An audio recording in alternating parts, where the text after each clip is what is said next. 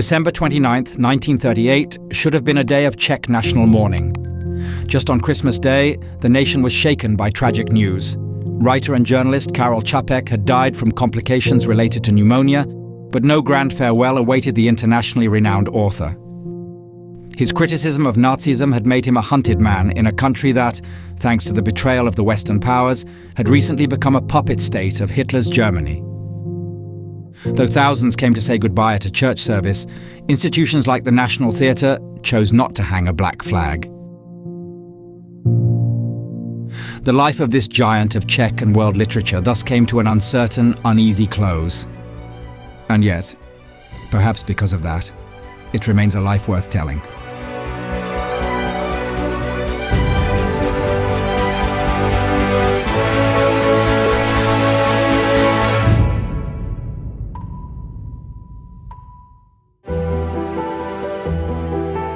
Karel Čapek was born in 1890, still under the Austro-Hungarian Empire, into the family of a rural physician.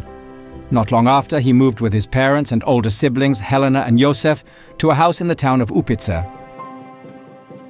He began high school in Hradec Králové, but didn't stay long. His teachers discovered he had secretly founded an anti-Austrian student group, and he had to continue his studies in Brno.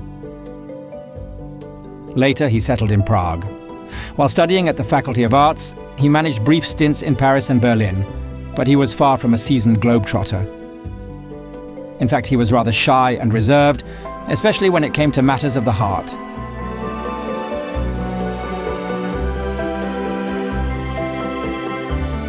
Čapek graduated in 1915, at a time when Europe was already engulfed in World War I. At 25, he avoided combat. He suffered from ankylosing spondylitis, a condition in which the spine gradually loses flexibility, causing chronic back pain and making it nearly impossible to bend forward.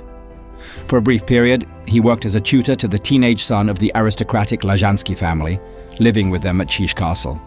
But by 1917, he had joined the newspaper called Národní listy. 4 years later, he resigned in protest. His brother Josef had been dismissed from the paper. Karel and Josef Čapek shared an exceptionally close bond. Today, Josef is best known as an outstanding painter and one of the leading figures of Czech modern art.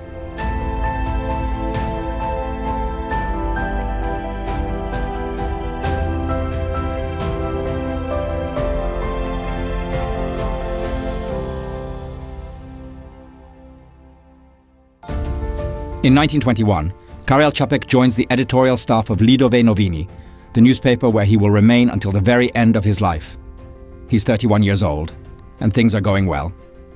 In addition to publishing popular essays and becoming one of the paper's leading voices, he also writes plays in his spare time. Some of these he even directs himself at the Vinohrady Theatre. Among them are titles like The Insect Play or The Makropulos Affair. But it's the play called RUR, a science fiction drama that brings him global fame. The title stands for Rossum's Universal Robots, a company that develops artificial intelligence.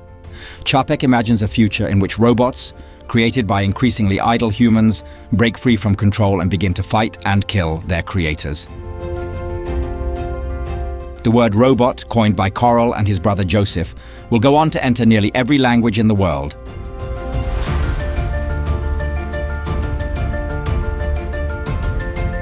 At the time, Čapek is thriving in his personal life as well. He's seeing actress Olga Šajnflugova, travels through Italy and England, and in 1922 is introduced to Czechoslovak President Tomáš G. Masaryk, the founder of the Republic. Despite the 40-year age gap, an extraordinary friendship forms between the two men. 3 years later, this bond evolves into regular gatherings of intellectuals held at Čapek's home. Leading figures of Czechoslovak public life, such as Karel's brother Josef, journalist Ferdinand Peroutka, Foreign Minister Edvard Beneš, and of course President Masaryk, begin meeting there every Friday. They soon earn the nickname the Friday Men.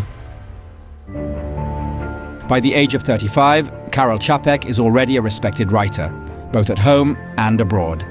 And he can write just about anything, from entertaining short stories like Tales from One Pocket and Tales from the Other Pocket, to political works like Talks with T.G. Masaryk, to science fiction novels where, as in RUR, a brilliant invention often turns against humanity.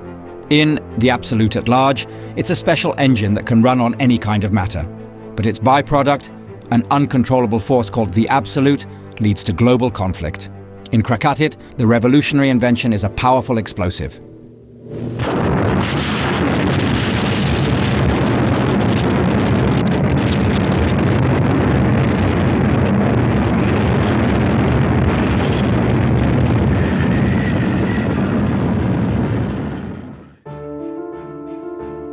But Čapek also wrote about the things that brought him joy, like travel.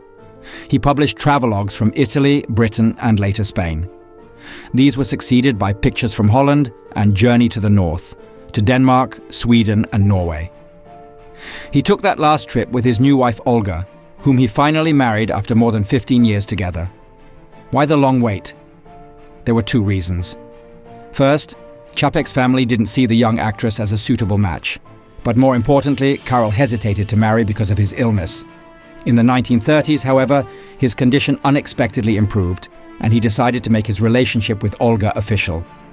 Though they never had children, Karel still wrote with them in mind, creating charming, modern fairy tales, and in his book, Dashenka, or The Life of a Puppy, he sweetly captured the joys and challenges of life with a dog. To byste nevěřili, co má takové štěně práce. Když se neučí chodit, spí. Když nespí, učí se sedět. A to není jen tak. To zase hlas přírody hartusí. Seď rovně, Dášeňko, hlavu nahoru a neohýbej tak záda. Pozor, sedíš si na nožičkách. A kde máš ocásek? Na ocásku si taky nesmíš sedět, protože bys jim nemohla vrtět. Samé napomínání. In the 1930s, Karel Čapek watched with growing anxiety as Hitler rose to power and his dictatorship gained strength.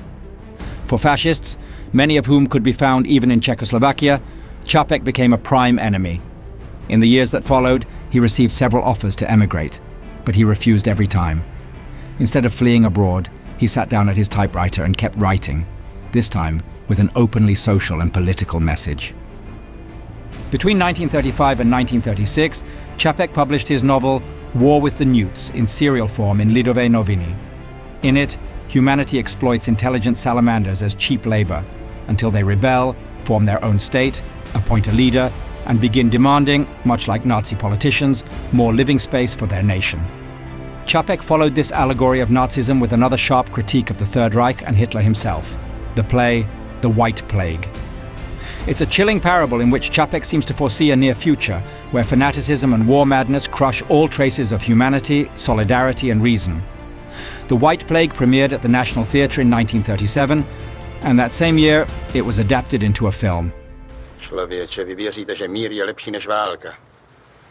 A já věřím, že vítězná válka je lepší než mír. A já svůj národ nesmím připravit o jeho vítězství. Ani o jeho padlé. Ani o jeho padlé. Člověče, teprve krev padlých dělá z kusu země vlast. Teprve válka udělá z lidí národ a z mužů hrdiny. A mrtvé totiž. Já viděl víc těch mrtvých. To dělá vaše řemeslo, doktore. The White Plague was the final straw that placed Karel Čapek at the top of Nazi Germany's enemies list. In the atmosphere of fear, suspicion and blame that settled over Prague after the Munich Agreement in September 1938, when Hitler started dismantling Czechoslovakia, much of Czech society turned against him as well. The once celebrated writer had become a persona non grata. A wave of hatred swept over him, and threatening letters became part of his daily life. One anonymous note read, for example, "Wretched Karel Čapek, you weather vane, you castle incense bearer. What do you say now, you villain, you monster? Now you'll catch the White Plague yourself. After all, you just provoked that Hitler, maybe even gave him the idea to strike at us." These were the kinds of messages arriving in the mailbox of a writer who had been nominated for the Nobel Prize in Literature 7 times, a man for whom honesty and decency were always the highest values. Čapek bore it with pain, but also with courage. He withdrew from public life, spending most of his time gardening at his cottage in Straz, south of Prague. He knew dark clouds were gathering, not only over his homeland, but over all of Europe. Shortly after the Nazi occupation of Bohemia and Moravia began in March 1939, the Gestapo came for Čapek. It was Olga Scheinflugova who opened the door to the secret police. To their great surprise, she calmly told them her husband couldn't go with them, for one simple reason: he had died 3 months earlier. And it was true. Karel Čapek's untimely death in December 1938 was brought on by a cold he caught while repairing storm damage to his house at Struž after the autumn floods. What began as a mild flu briefly subsided, but due to his frail health and years of heavy smoking, it soon developed into a kidney infection and pneumonia. When Karel Čapek drew his final breath on Christmas Day, his brother Joseph said, "Karel always had good luck. He even managed to die in time. There was nothing good left ahead of him."